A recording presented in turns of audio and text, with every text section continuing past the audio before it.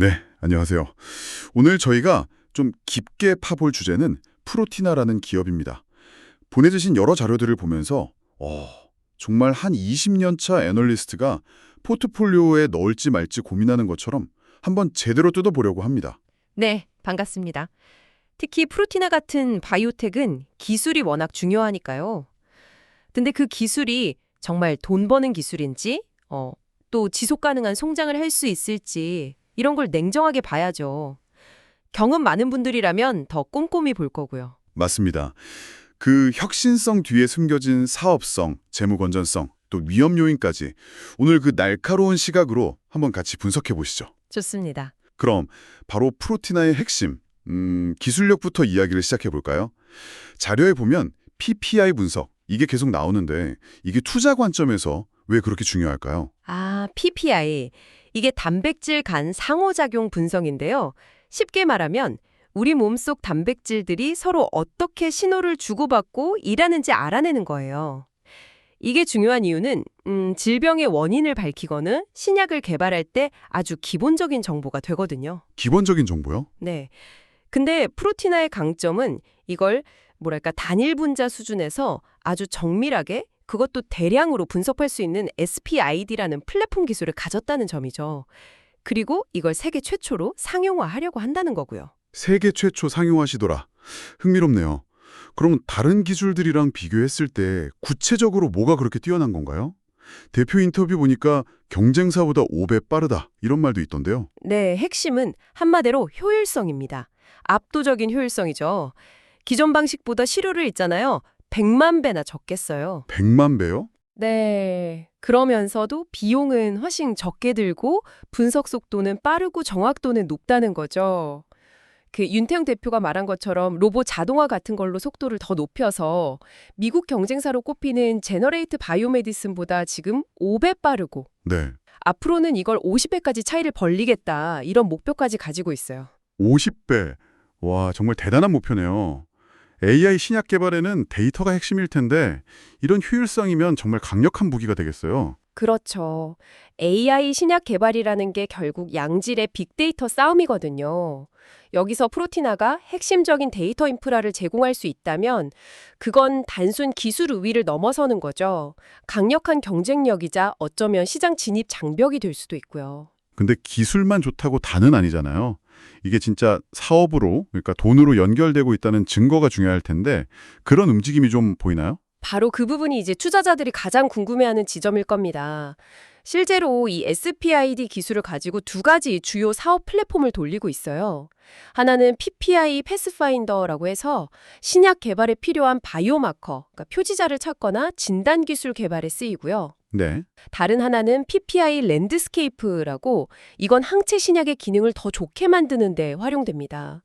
중요한 건 이게 그냥 연구 단계가 아니라 2021년부터 실제로 사업화가 진행 중이라는 거죠. 아, 실제 사업으로요? 네. 그리고 가장 눈에 띄는 성과가 최근에 있었는데 미국의 한 다국적 제약사랑 2028년 말까지 약 12억 원 규모의 임상 검체 분석 서비스 계약을 맺었어요. 12억 원이면 꽤 큰 계약 아닌가요? 그렇죠. 이게 작년 프로티나 전체 매출의 절반이 넘는 규모예요. 와, 작년 매출 절반 이상이요? 단일 계약으로? 그 정도면 기술력은 확실히 시장에서 인정받기 시작했다고 봐야겠네요. 네, 그렇게 해석할 여지가 충분합니다. 다른 자료들을 보니까 에브비, 다케다, 사노피 이런 아주 유명한 글로벌 제약사들 이름도 나오던데 이것도 좀 관련이 있는 건가요? 혹시 그냥 루머는 아닐까요? 계약 상대를 공식적으로 다 밝힌 건 아니에요. 하지만 여러 정황들을 보면 단순 루머로 보긴 좀 어렵습니다. 예를 들어서 그 리서처 TV 분석에 따르면 에브비의 특정 혈액암 치료제 있잖아요.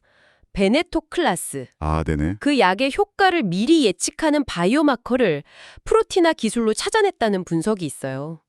이게 사실이라면 단순 분석 서비스를 넘어서 신약 개발 파트너로서의 가능성까지 보여주는 거거든요. 그렇군요. 파트너로서의 가능성. 네. 또 아시아 T사, 아마 다케다로 추정되는데 또 프랑스 기업 사노피로 추정되고요. 이런 기업들과도 협력 가능성이 계속 제기되고 있죠. 그리고 또 하나 중요한 게 JP 모건 자산운용. 아, JP모건이요? 네, 글로벌 투자기관인데 여기서 한 96억 원 정도를 투자해서 지분 5% 이상을 확보했던 적이 있어요. 이런 전문 투자자들이 움직였다는 건 그만큼 이 기술의 잠재력을 높게 봤다는 객관적인 증거가 될 수 있겠죠. 확실히 글로벌 빅파마나 투자기관의 움직임은 기술 신뢰도를 높이는 중요한 포인트네요. 좋습니다. 기술적인 잠재력은 상당히 인상적인데요. 그렇죠. 하지만 이제 경험 많은 투자자라면 반짝이는 기술 뒤에 있는 재무 상태를 꼭 보겠죠. 기술 특례 상장 기업이니까 아직은 적잘 가능성이 높은데 현재 재무 상황은 좀 어떻습니까? 맞습니다.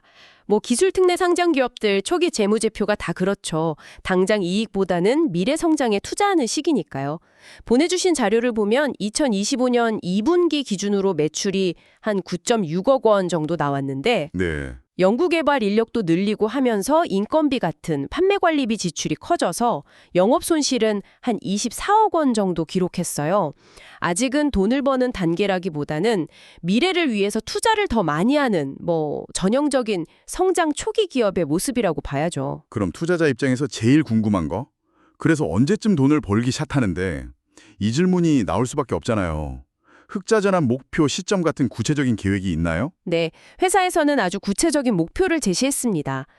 2027년에 흑자 전환을 하겠다. 이때 예상 매출은 322억 원 정도로 보고 있고요. 2027년 322억 매출에 흑자 전환?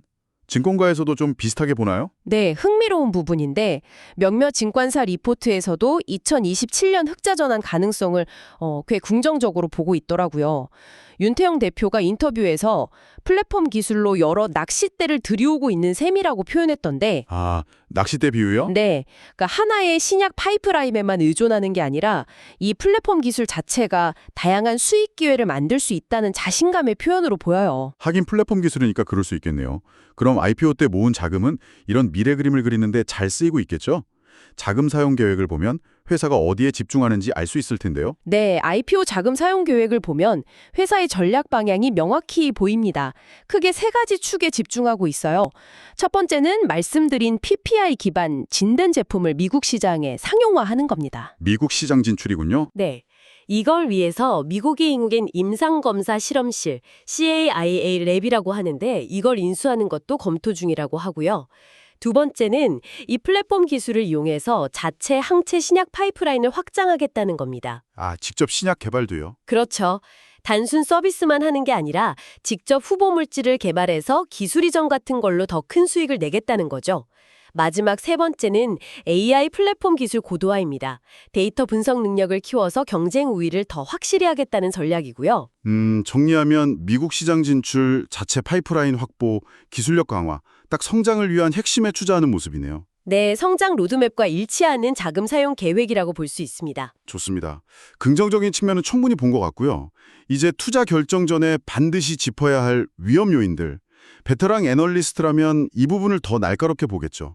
어떤 점들을 특히 조심해야 할까요? 네, 당연히 위험 요인도 꼼꼼히 따져봐야 합니다. 첫 번째는 역시 기술 경쟁 리스크입니다.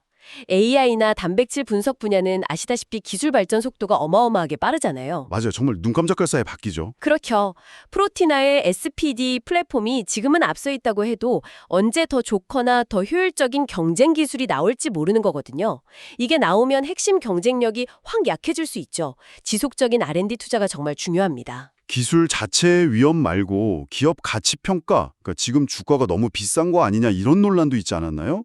기술 특례 상장이고 또 공모가 산정 방식 때문에 좀 고평가 논란이 있었던 걸로 아는데요. 정확합니다.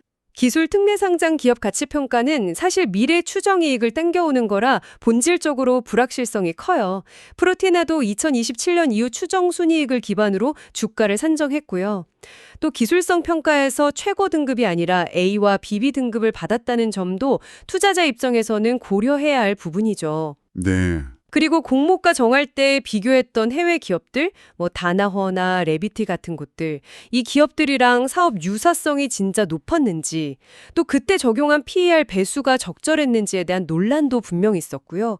그러니까 투자자는 회사가 말하는 미래 실적 목표가 정말 현실적인지, 또 실제로 그걸 달성해 나가는지 계속 확인하면서 지금 가치 평가가 적정한지 스스로 판단해야 합니다. 그렇군요. 미래 추정치에 대한 지속적인 검증이 필요하다. 또 하나, 투자자들이 항상 신경 쓰는 오버행 리스크. 이것도 좀 있지 않나요? JP모건이나 LB인베스트먼트 같은 초기 투자자들이 지분을 팔았다는 뉴스도 있었고요. 네, 오버행. 상장 전에 들어왔던 투자자들 물량이 보호해수 풀리면서 시장에 나올 수 있는 가능성이죠. 말씀하신 것처럼 JP모건이나 LB인베스트먼트가 실제로 일부 지분을 매각하기도 했고 앞으로도 9월 말, 10월 말에 또 보호해수 해제 물량이 예정되어 있어요. 물량이 꽤 되던데요. 네, 합치면 한 350만 주 정도 되니까 적지 않죠. 물론 회사 측에서는 이게 뭐 기업 가치랑 상관없이 펀드 만기 같은 이유일 수 있다. 그리고 상장 첫날 유통 물량 비율 자체가 아주 높진 않았다. 이렇게 설명하긴 합니다만 네. 그래도 이런 대규모 물량이 나온다는 건 단기적으로 주가에 부담이 될 수 있는 건 분명하죠. 투자 시점을 정할 때 꼭 염두에 둬야 할 요인입니다. 마지막으로 하나 더 짚어볼 만한 위험 요인이 매출 변동성이겠네요. 주요 고객이 제약사들이다 보니까 그쪽 사정에 따라 실적이 좀 흔들릴 수 있다는 거죠. 그렇습니다. 프로티나의 주 수입원 중 하나가 제약사들의 신약 개발 분석 서비스인데 잘 아시겠지만 신약 개발이라는 게 성공 확률도 낮고 변수도 너무 많잖아요. 그렇죠. 갑자기 중단되는 경우도 많고. 맞아요. 만약 주요 고객사 임상이 늦어지거나 최악의 경우 중단되면 프로티나 매출에도 바로 타격이 올 수밖에 없죠. 그래서 장기적으로는 특정 고객이나 몇 개 파이프라인에 너무 의존하지 않고 매출처를 다양하게 만드는 게 굉장히 중요합니다. 이걸 회사가 어떻게 관리하는지 지켜봐야 하고요. 자, 그럼 지금까지 프로티나의 기술, 재무, 성장 계획, 그리고 위험 요인까지 정말 다각도로 살펴봤습니다. 이제 한번 정말 20년 차 베테랑 애널리스트가 최종 투자 결정을 내리기 전에 정리하듯이 매력 포인트와 주의할 점을 딱딱 짚어보죠. 당신의 판단을 위한 최종 체크리스트인 셈입니다. 네, 좋습니다. 먼저 긍정적인 요인, 그러니까 프로티나에 투자할 때 매력적으로 볼 수 있는 부분부터 정리해 볼게요. 첫째는 역시 독보적인 기술력과 이미 증명된 사업성입니다. SPID 플랫폼 효율성이 뛰어나고 이게 그냥 말이 아니라 글로벌 제약사 계약으로 이어지고 있다는 거죠. 성장 가능성이 큰 PPI 분석 시장에서 선두주자가 될 잠재력이 보입니다. 네, 기술력과 사업성. 둘째는 AI 신약 개발이라는 큰 흐름에 올라탔다는 점입니다. 이 시장은 고품질 데이터가 핵심인데 프로티나가 바로 그 핵심 데이터 공급자 역할을 할 수 있다는 기대감이 크죠. 이건 강력한 성장 동력입니다. 메가 트렌드 수혜 가능성. 그렇죠. 셋째는 구체적인 성장 로드맵과 흑자 전환 목표를 제시했다는 겁니다. 2027년 흑자 전환이라는 명확한 목표가 있고 IPO 자금도 어떻게 쓸지 계획이 있으니까 투자자 입장에서는 회사가 가는 길을 좀 예측하고 점검해 볼 기준이 있는 거죠. 명확한 목표와 계획. 네, 매력적인 포인트들이네요. 그럼 반대로 투자 전에 정말 신중하게 따져봐야 할 부정적인 요인, 리스크는 뭐가 있을까요? 네, 주의해야 할 점들입니다. 첫째, 기술 특례 상장에 따른 재무적 불확실성. 아직 적자고 2027년 흑자 전환까지 가려면 계속 돈이 필요할 텐데 안정적인 현금 흐름을 유지하면서 연구개발 투자를 계속할 수 있을지는 지켜봐야 합니다. 재무적 불확실성. 둘째, 가치평가 논란과 오버행 부담입니다. 미래 기대감이 주가에 얼마나 반영됐는지 알기 어렵고 또 보호예수 해제 물량 때문에 단기적으로 주가가 흔들릴 수 있다는 점. 밸류에이션과 수급 이슈. 네. 셋째, 치열한 기술 경쟁과 빠른 변화 속도. SBID 플랫폼의 우위가 언제까지 갈지, 또 새로운 기술이 나왔을 때 어떻게 대응할지가 장기 성장의 관건입니다. 기술 경쟁 심화. 마지막 넷째는 주요 고객 의존도와 실적 변동성입니다. 소수 고객이나 특정 파이프라인의 실적이 너무 좌우될 수 있으니 고객 다변화가 필수적이라는 거죠. 고객 의존도 리스크. 네 가지네요. 아, 정말 명확하게 정리가 되네요. 감사합니다. 결국 프로티나 투자는 이 혁신적인 기술이 가져올 미래 가치에 투자하는 것. 그러니까 뭐랄까, 미래 기술의 실현 가능성에 베팅하는 거라고 볼 수 있겠군요.